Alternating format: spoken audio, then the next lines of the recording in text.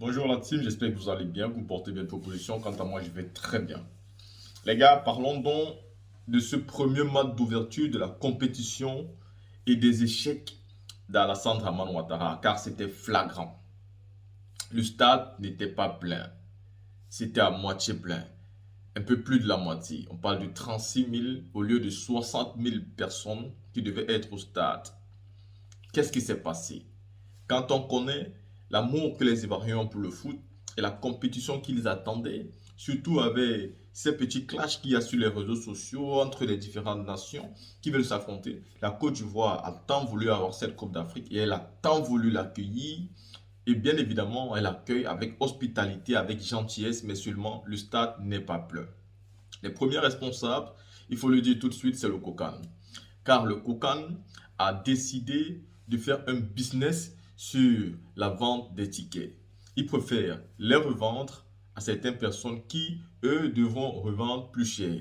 Et donc, le peuple ne peut pas en avoir quand il souhaite et au prix exact de la CAF.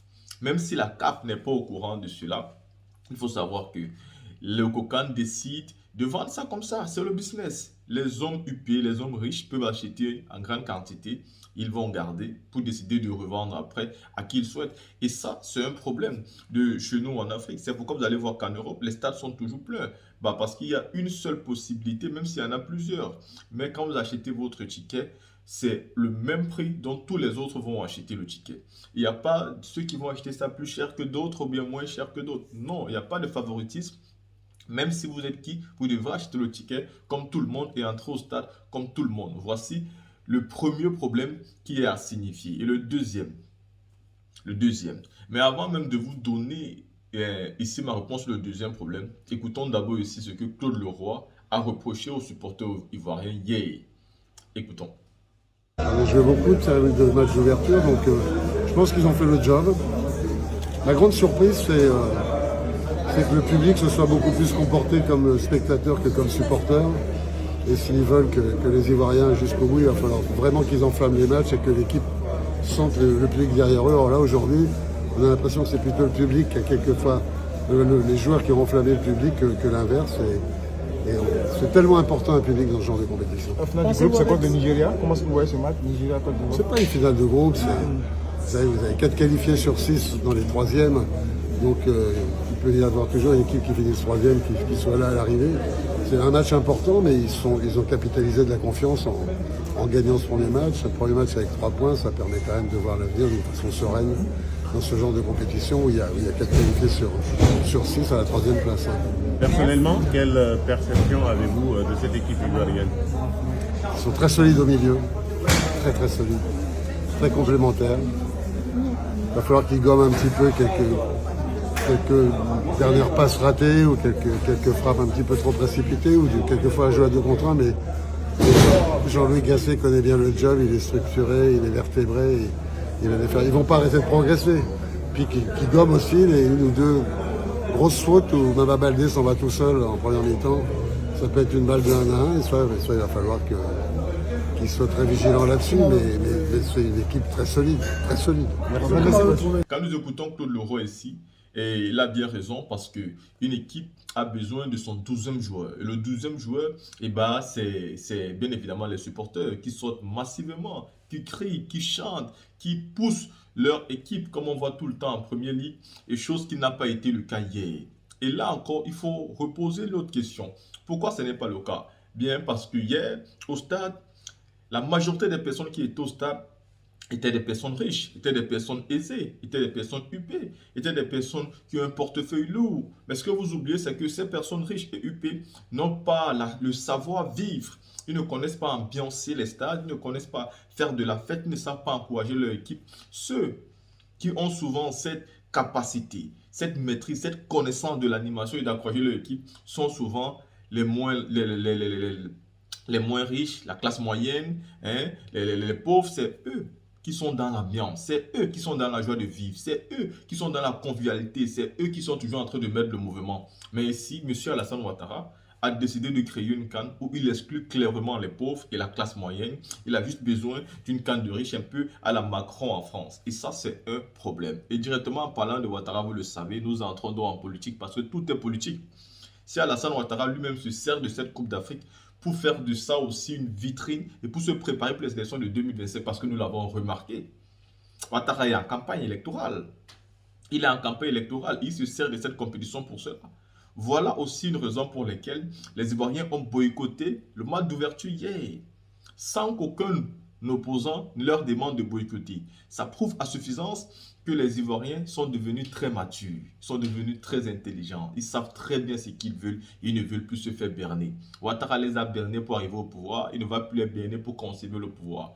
Voici des personnes dont personne n'a demandé de boycotter, mais 24 000 personnes hier ont décidé de ne pas venir au stade.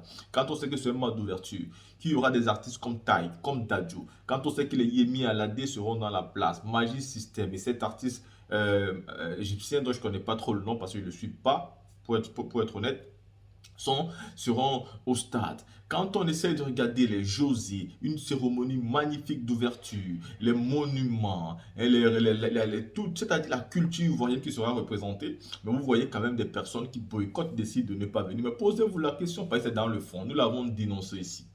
Avant cette compétition, Alassane Ouattara a mis les Ivoiriens mal à l'aise. Avec une augmentation de 10% sur l'électricité, c'est déjà abusé. Il ne s'arrête pas là, mais il casse et il casse les commerces des gens, il casse les maisons des gens, il fait un déguerpissement. On ne dit pas que c'est mal de faire un déguerpissement pour un développement. Mais quelle est la solution pour les populations? Ceux dont tu casses leur commerce et tu ne sais même pas où ils ont pris les fonds pour se lancer. C'est cette classe moyenne-là, c'est ces pauvres-là qui ont besoin de sécurité sociale mais qui n'en ont pas, qui ont besoin de se démerder pour pouvoir vivre dans toute la difficulté, les difficultés qu'ils ont pour s'en sortir. Mais un bon jour, tu viens, tu casses. Comment tu penses réellement que ce peuple-là va oublier tout ça et va se donner à fond pour venir supporter son équipe? Donc ça aussi, c'est un problème majeur dans le manque de mobilisation des Ivoiriens hier au stade. Ils n'étaient pas au stade, mais pourtant, les villages de Cannes étaient bondés. Les maquis étaient bondés. Les bars partout, c'était bondé. Toute la ville était en fête. Les Ivoiriens étaient contents, c'est-à-dire ils ont fait la fête chez eux, ils ont fait la fête dans des maquis, ils ont fait la fête partout, mais ils ont refusé de partir au stade. On vous parle quand même d'un pays de, je pense, 30 millions d'habitants. Et dans 30 millions d'habitants, il n'y a pas eu 60 000 personnes pour partir regarder le match d'ouverture et remplir le stade. Un pays de 30 millions d'habitants, est-ce que vous rendez compte à quel point Alassane Ouattara, il a chuté dans l'estime des Ivoiriens, même dans son camp, parce qu'on ne veut pas me dire qu'il n'y a pas 60 000 militants du RHDP pour remplir le stade. Mais même vous n'avez pas été capable de remplir le stade, mais ceci, ça prouve à suffisance que ce n'est qu'un tapaille sur les réseaux sociaux. Mais vous devez savoir que ceux qui sont sur les réseaux sociaux, c'est la minorité. Nous ne sommes que la minorité à être sur les réseaux sociaux parce que la majorité de nos peuples en Afrique n'ont pas de téléphone Android et quand bien même ils l'ont, ils n'ont pas l'accès à Internet comme ils souhaitent à tout moment. Vous voyez? Et beaucoup d'autres aussi sont en train de faire un travail. Ils ne sont pas juste là pour venir commenter ou bien faire des vidéos comme nous pour sensibiliser. C'est la petite minorité qui fait donc des bruits. Ce n'est pas parce qu'elle fait des bruits qu'elle est majoritaire. Et hier, le peuple l'a démontré. Sur 30 millions d'habitants, 60 000 personnes ont refusé de venir au stade parce que le gouvernement d'Alassane Ouattara a un peu exagéré dans son comportement, dans son foutage de gueule, dans son manque de respect, dans son manque de considération vis-à-vis des pauvres, mais aussi de la classe moyenne. Il pense que la Coupe d'Afrique des Nations est juste une Coupe d'Afrique de riches. Et donc, les pauvres et la classe moyenne les ont laissés avec ces riches. Maintenant, au stade, vous avez vu, il y avait manque d'ambiance, il y avait manque de fighting spirit. Les supporters n'étaient pas à 100% de bons supporters. Et lieu d'enflammer les joueurs, ce sont les joueurs qui enflamment les supporters. Et ça, c'est mal. Mais c'est typiquement le comportement des personnes qui ont une bonne vie, des gens huppés. C'est eux qui se comportent comme ça. Sinon, les pauvres, ils ont la joie de vivre, ils soutiennent à fond sans jamais s'arrêter. Hier, on a ressenti qu'ils n'étaient pas au stade. Ceci étant dit, la team, dites-moi ce que vous pensez par rapport à l'absence de 24 000 personnes au stade hier.